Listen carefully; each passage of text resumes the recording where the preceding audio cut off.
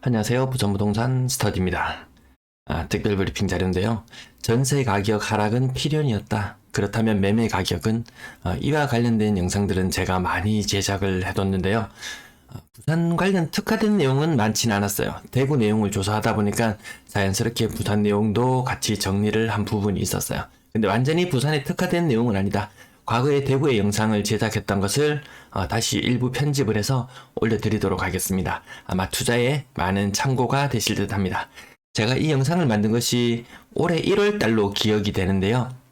아마 많은 부분이 맞아떨어지는데 제가 제 영상을 보고도 깜짝 놀랍니다.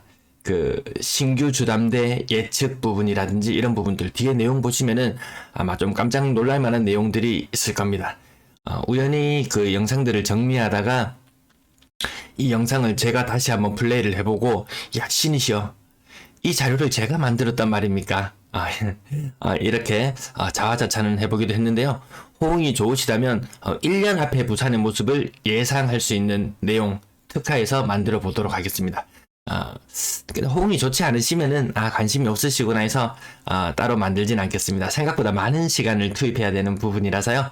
그 점은 양해해 주시기 바라면서 영상 부산과 대구 내용 좀 혼재되어 있기는 하거든요. 아마 굉장한 도움이 될 걸로 자료됩니다. 이어서 시청해 주시면 되겠습니다. 시청 부탁드리겠습니다. 안녕하세요. 대구부동산 스터디입니다. 특별브리핑 매매지수 그리고 전세지수는 연동해서 움직인다. 그리고 금리와는 이것들이 역의 관계가 있다는 말들 혹시 많이 들어보셨을 거예요. 물물님 이 관련 언급을 해주시고 그리고 정성스러운 댓글을 남겨주셔가지고 방송 참 재밌게 잘 보고 있다고 해주셔가지고 더 재밌으시라고 재미로 보는 막자 맞추기 방송 한번 해보겠습니다. 매매지수, 전세지수는 연동해서 움직인다. 금리와는 역의 관계가 있다. 금리가 높게 오를 때 전체적인 매매지수, 전세지수 그렇게 힘을 많이 못 쓰죠. 근데 요게 떨어지는 동안에 가격이 가파르게 오른다. 역의 관계는 요것만 봐도 좀 성립이 되는 것 같죠. 그리고 금리가 계속 낮게 유지되는 동안 매매지수, 전세지수는 전체적으로 올라갔다. 요거 전국과 대구, 부산 넣어봤어요. 물물님이 부산님이신가 봐요. 자, 한 개씩 떼서 보겠습니다. 전국 전세 노란색 선, 그 다음 파란색 선, 전국 매매 지수, 그리고 요 파란색 선, 진한 파란색 선이 금리입니다. 여기 특이한 점이 좀 있어요. 요 부분, 전세 지수가 매매 지수를 능가해버리는 부분. 요때 쭉 내려와 보면 요때 이후로 전국적으로 집값이 좀 많이 올라가는 것 같아요. 맞죠? 근데 여기 또 한번 또 크로스되는 구간이 또 생깁니다. 이번에는 매매 지수가 더 올라가 버렸어요. 이때 이후로 집값이 상승했다.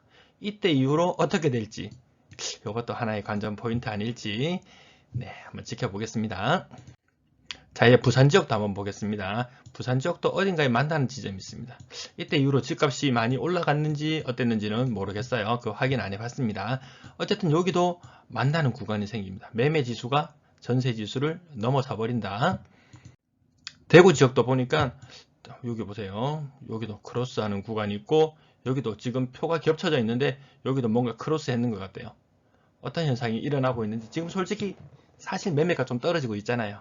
인정하시죠? 네, 이렇게 보시면 뭔가 좀 이게 관계가 있어 보입니다. 요 만나는 점들이 추후에 또다시 이게 크로스 되는 현상이 생긴다면 야, 요때처럼 또 요거 이제 주택을 매수할 땐가라고 생각해 볼 수도 있겠습니다. 자, 그래서 요 두 개 표를 2012년 3월 금리 5%인 지점에서 만남. 별로 의미는 없습니다. 그냥 제가 그냥 요거 한번 만나봤습니다. 여기 더 긴 시계열이 필요했으면은 뭐 이게 역의 막 있다고 뭐 이런 것들 복잡한 관계를 더 찾아볼 수도 있었겠지만 제가 찾을 수 있는 거는 여기까지라 가지고 여기까지만 확인해 볼게요. 뭐 경제 전문가 따로 방송은 제가 몇 개 더 찾아보니까 역의 관계라고는 수도 없이 이야기를 많이 하더라고요. 자, 왼쪽에 120이라는 숫자, 요거 지수입니다. 지수. 전국 전세 지수예요. 전국 전세 지수. 그리고 오른쪽에 8, 요거는 금리 기준선이거든요. 금리예요. 요거 두 개를 똑같이 만들어주기 위해서 요 8에다가 곱하기 15를 합니다. 그러면 요거 두 개가 좌우가 똑같아지겠죠? 이 역의 관계라고 했는데 얘랑 120이랑 0이랑 더하고 8이랑 0이랑 더하면 이게 똑같아져야 되는데 이게 아니잖아요. 그래서 여기 15라는 숫자를 대구 부동산 스터디 상수라고 딱 명명을 한 다음에 여기 탁 곱해버립니다. 그래서 다시 한번 확인해 보겠습니다.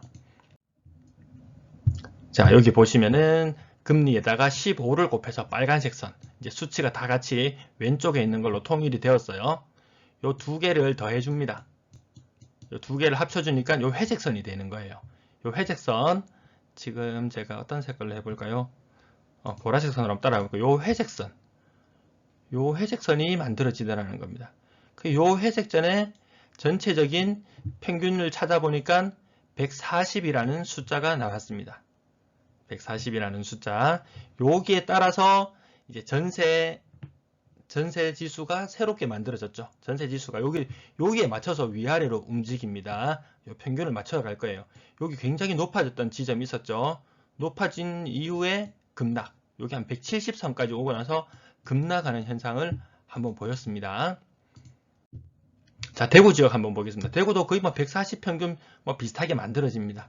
여기에 굉장히 많이 올랐다가 이건 금리가 떨어지면서 떨어졌던 거지 싶어요. 요 시절에는 2008년 요맘때는 금리가 떨어지면서 떨어졌다. 어쨌든 요 평균선을 맞추기 위해서 갑니다. 평균선에 계속 근접해 있습니다. 그러다가 다시 지금은 전세 지수가 이렇게 높은 지점에 올라와 있어요. 맞죠? 이게 또 아마 추후에 더 올라갈 수도 있어요. 이게 금리 오르는 거에 대해서 사람들이 이게 얼마나 부담스러운 건지 인식을 못하고 고금리 대출 받아서 전세 들어가면서 더 추후에 오를지도 모르겠습니다. 요거 차트 제목이라고 그냥 안 바꿔버렸네요. 그냥 진행해 보겠습니다. 이번엔 부산 지역입니다. 부산도 마찬가지로 140이라는 숫자. 여기서 왔다 갔다 합니다. 이게 크게 이 선을 벗어나지는 못합니다. 161로 올라간 다음에는 급락하는 현상 있었죠. 여기 부산 지금 160에 근접해 가고 있습니다. 이게 금리가 지금 확 떨어져 가지고 이 수치가 올라갔느냐? 아니죠. 금리가 지금 올라가고 있으면서 이 수치도 같이 올라가는 결과를 나타냈습니다. 자, 금리 2% 오른다면 지수 더하기 금리 곱하기 15를 한 선은 30이 올라가는 효과가 나타납니다. 금리가 2% 오르면은 요 선 회색 선이 30, 만약에 160이었으면 190까지 이렇게 올라가는 효과를 나타내게 되겠죠. 균형을 맞추려면 지수가 30을 떨어지면은 지금 회색 선이 이 현재 자리를 유지할 수가 있습니다. 금리가 2% 오르게 되면은, 자, 지수가 30 오르는 동안 금리의 평균 전세 가격은 얼마나 올랐을까? 지수가 30 오르는 동안 여기 126에서 153까지 여기까지 30 올랐죠? 지수가 30 오르는 동안 대구 지역은 평균 전세 가격이 6천만원 정도 올랐습니다. 자, 파란 화살표가 있는 요까지 또 170 넘어까지 이게 올라가게 될지 올라갈 것 같아요. 지금 보니까 전세 거래되고 있는 거 보니까 새로 신규 거래들 가격이 올라가는 경향이 조금 있더라고요. 많이 올라갈 것 같지는 않은데 어쨌든 조금 더 올라간다고 해봅시다. 또 이런 파란 화살표 있는 구간처럼 이런 일이 또 생기는 건 아닐까요? 더 오르긴 오르지만 이 정점에서는 팍 꺾이는 현상들이 있었기 때문에 아마 사람들이 금리 올라가는 것을 체감할 때쯤이면은 꺾이는 현상이 나타날지도 모르겠습니다. 평균 전세 가격이 2억 8천에서 나중에 금리가 2%, 3% 막 올라가게 되면 평균 전세 가격이 이렇게 떨어지는 효과가 나타날 것 같습니다. 근데 전체적으로 집값이 많이 오른 상태이기 때문에 이 올랐을 때 2억 2천에서 2억 8천으로 6천 올랐었지만 6천까지는 아니고 그냥 대충 그냥 느낌으로 그냥 한 4천 정도 떨어진다고 보면은 어쨌든 평균 전세 가격은 하락할 것 같습니다. 부산 지역 또 한번 체크해 보겠습니다. 부산 지역은 127에서 157, 30 오르는 동안 평균 전세 금액이 한 5천만원 정도, 5,500만원? 네, 5천만원 정도 올랐다고 해보겠습니다. 그럼 추후에 평균 전세 가격은 지금 여기 거의 고점 올라갔을 때마다 이렇게 떨어지는데 여기도 조금 더 오르는 현상 있다가 그 이후에는 가파르게 떨어지지 않을까. 떨어진다면 금리가 가파르게 올라가기 때문에 떨어진다면 얘가 가파르게 떨어지면서 균형점을 찾지 않을까 생각해 봅니다.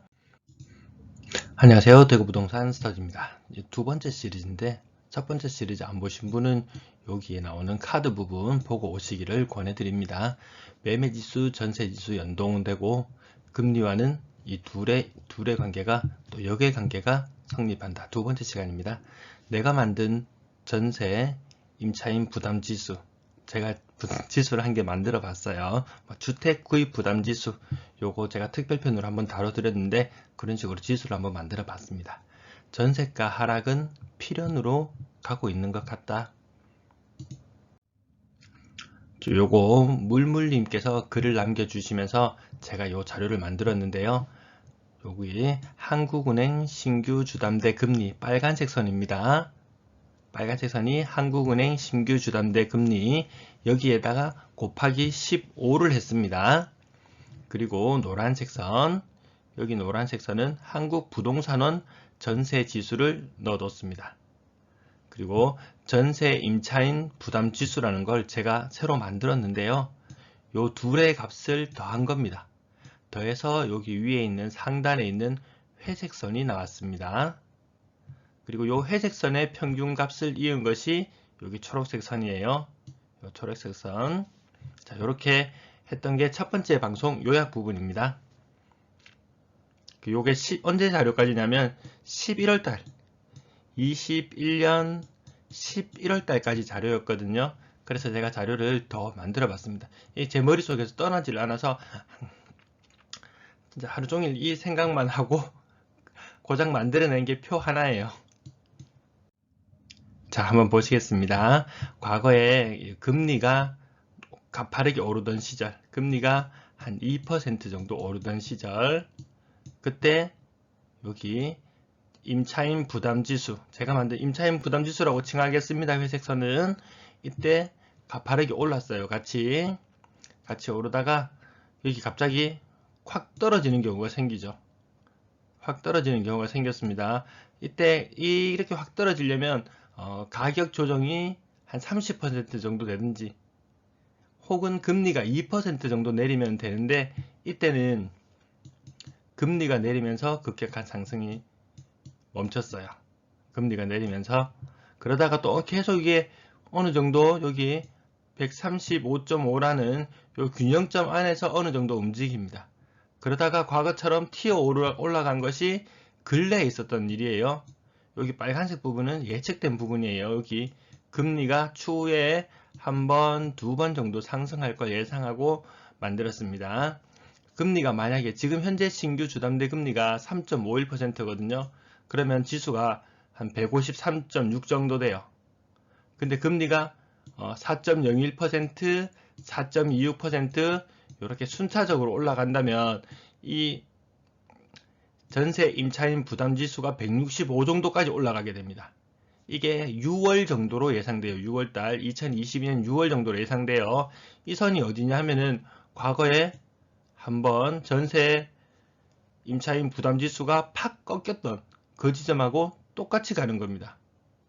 왠지 여기 W자 모양 그렸던 것도 비슷하고 여기도 W자 모양 그리는 이 두 가지도 좀 비슷하게 보이죠. 다만 이때는 금리가 장기간에 걸쳐서 2005년부터 2008년까지 약 3년에 걸쳐서 2% 정도 올랐거든요. 금리 4%에서 6% 정도 오르는 수준? 그 정도 될 거예요. 근데 여기에는 금리가 1%에서 지금 언제 어디까지 가나요? 거의 2%까지 가는 게 기간이 아주 짧아졌죠.